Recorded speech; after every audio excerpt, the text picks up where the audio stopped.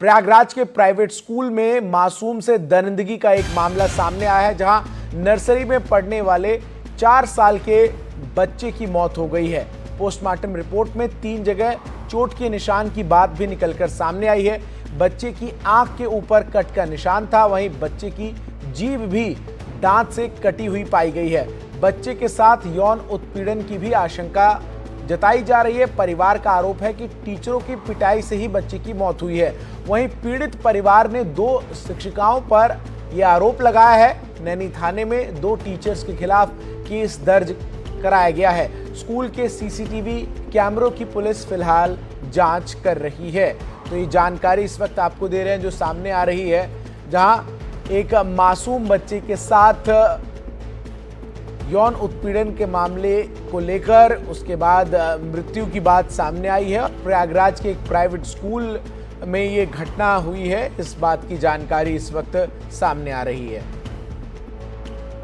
परिजनों द्वारा एक तहरीर दी गई, जिसमें उन्होंने ये बताया है कि विद्यालय में उपस्थित 2 टीचर्स के द्वारा बच्चे के साथ कोई मारपीट की गई है, जिस पर तत्काल सुसंगत धाराओं में थाना नैनी पर अभियोग पंजीकृत किया गया। परिजनों के द्वारा किसी प्रकार की उस तहरीर में किसी प्रकार के सेक्सुअल असॉल्ट इत्यादि की ऐसी कोई बात नहीं कही गई है। पोस्टमार्टम में एक चोट ऐसी आई है जिससे कि इस तरह की चीज़ों का की संभावना से इनकार नहीं किया जा सकता है, इसलिए पुलिस सभी बिंदुओं पर गहनता से इसका इन्वेस्टिगेशन कर रही है। विद्यालय परिसर, घर के आसपास के सभी जो है सीसीटीवी इत्यादि फुटेज की जांच की जा रही है। इस प्रकरण में जो भी अग्रिम विधिक कार्रवाई है वो प्रचलित है। गंभीर हमारे सहयोगी प्रयागराज से इस वक्त हमारे साथ जुड़े। दीपक, काफी गंभीर आरोप हैं जो स्कूल के ऊपर और 2 शिक्षिकाओं के ऊपर अभिभावकों ने लगाए हैं। क्या कुछ अब तक इस पूरे मामले में पुलिस की कार्रवाई हुई है? जांच किस दिशा में आगे बढ़ रही है? बिल्कुल, देखिए, क्योंकि ये 15 तारीख की सुबह का ये पूरा जो ये मामला है, उसके बाद काफी चर्चाओं के बीच में ये मामला आ चुका है और लगातार पुलिस की जो थ्योरी है वो इसी दिशा पर आके टिकी हुई है कि स्कूल में कुछ ऐसा हुआ है कि जिसकी वजह से जो है बच्चे को चोटें आई हैं। हालांकि आपने देखा कि खुद डीसीपी यमुनानगर विवेक चंद यादव ने इस कंफर्मेशन किया है कि 3 चीजें जो है प्राइवेसी जो है वो निकल के आई है पीएम रिपोर्ट में।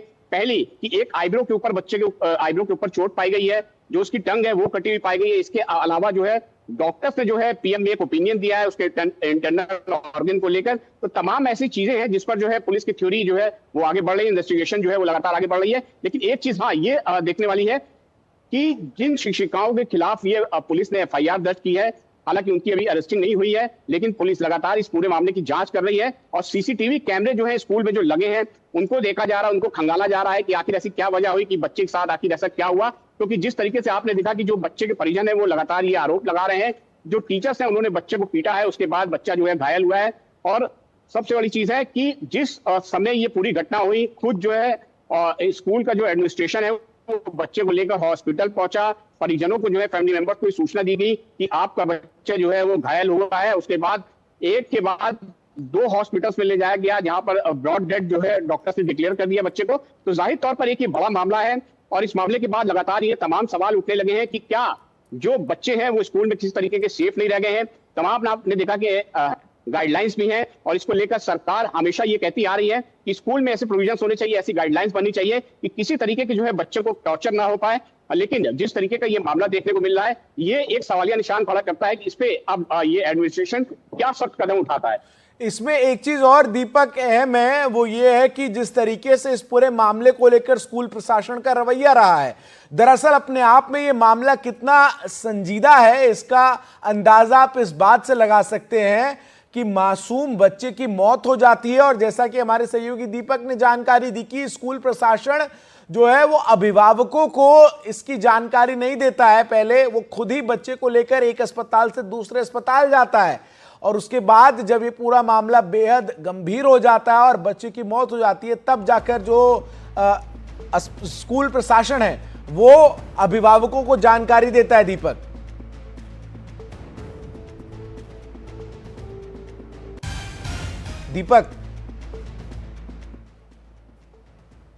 दीपक लगातार हमारे साथ बने हुए। दीपक, आपको मेरी आवाज आ रही हो तो सवाल अपने आप में बहुत गंभीर है कि जो बच्चा है उसको बेरहमी से, जैसा कि अभिभावकों का आरोप है कि पीटा गया, उसके बाद उसकी हालत ऐसी हो गई कि बच्चे को लेकर एक अस्पताल से दूसरे अस्पताल स्कूल प्रशासन के लोग जा रहे थे, तब तक अभिभावकों को क्या सूचना दी गई थी?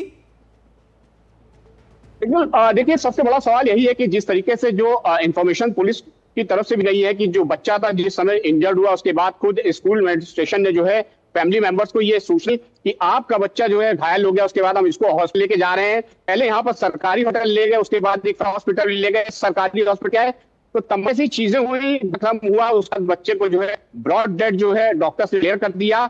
और जब परिजन आपे तो उन्हें सूचना जो है फिर देर बाकी गई। आखिर ऐसी क्या भई कि आनंद में स्कूल ने सूचना भी जो है मुनासिब नहीं समझा एक जो फैमिली मेंबर उनको, और बच्चों जिस तरीके की जो चोटें की बात चोट लगने की सारी इंजर्ड जो हुआ है वो तमाम ऐसी बातें आई हैं। और पीएम रिपोर्ट में भी हालांकि चोट निशान की चीजें सामने आई है। घर होने जो है इस पूरे मामले 2 टीचर्स के खिलाफ जो है कार्रवाई की बात करने के लिए जो एफआईआर दर्ज कर नैनी थाने में, और पुलिस की जो इन्वेस्टिगेशन है थ्योरी वो लगातार आगे बढ़ रही है। ये तमाम ऐसे सवाल हैं जिनका जवाब स्कूल एडमिनिस्ट्रेशन को भी देना पड़ेगा। हालांकि टीचर्स की अभी अरेस्ट हुई है, तो ये माना जाएगा कि कहीं ना कहीं जो है लगातार पूरे मामले में जुटी हुई है, पूरी इन्वेस्टिगेशन को आगे बढ़ाने में जुटा सीसीटीवी एक ऐसा जरिया है जिससे ये पता जा सकेगा आखिर ऐसी वहां क्या घटनाक्रम है जिसकी वजह से इंजर्ड हुआ है।